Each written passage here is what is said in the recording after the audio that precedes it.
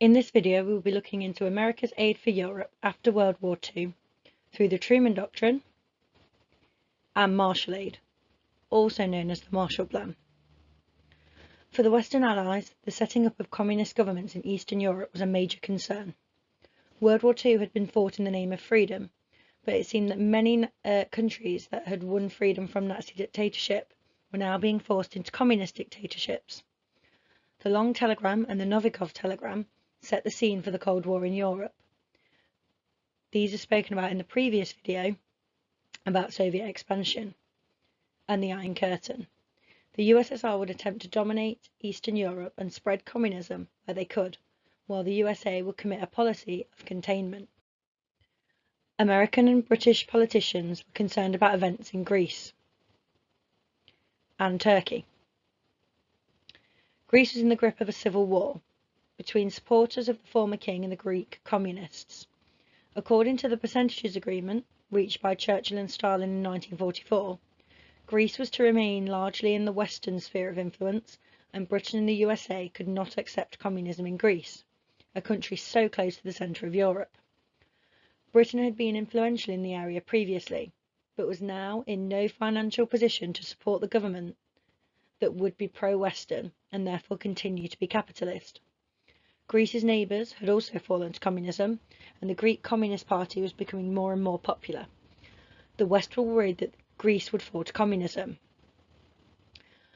The USA was the only Western ally in a financial position to stop this from happening. On the 12th of March 1947, President Truman made a speech to US Congress. In his speech, Truman outlined his beliefs about the threat that communism posed across the world and his determination to stop it from spreading to other countries.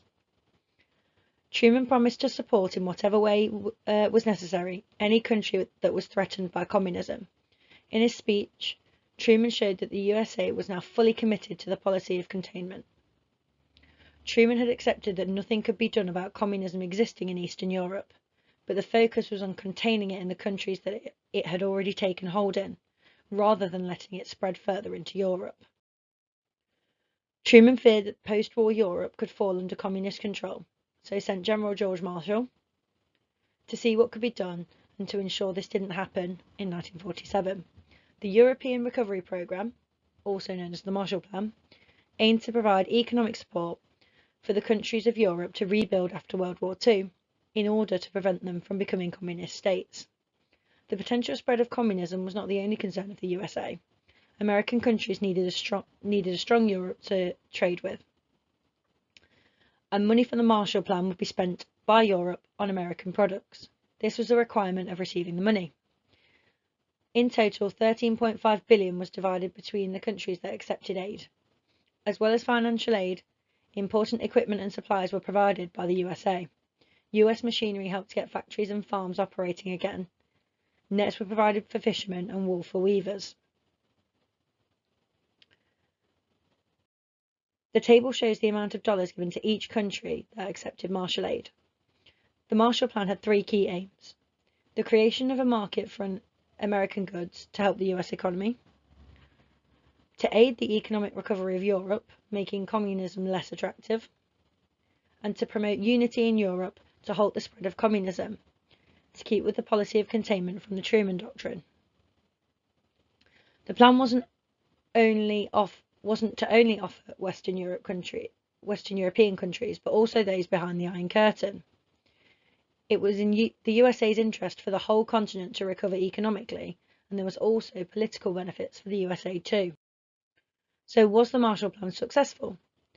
Marshall Aid played a vital role in the recovery of Western Europe, and by 1953, the USA had provided $17 billion to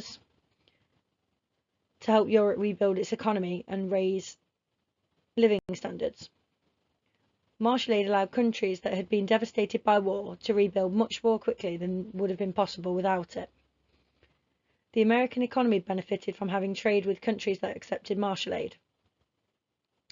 The Marshall Plan showed the USA was willing to commit to involving itself in Europe in the long term. Economic recovery made communist parties less and less popular, but they still remained active across Europe. The Marshall Plan achieved its aim of bringing about unity, but only with the countries that accepted the aid.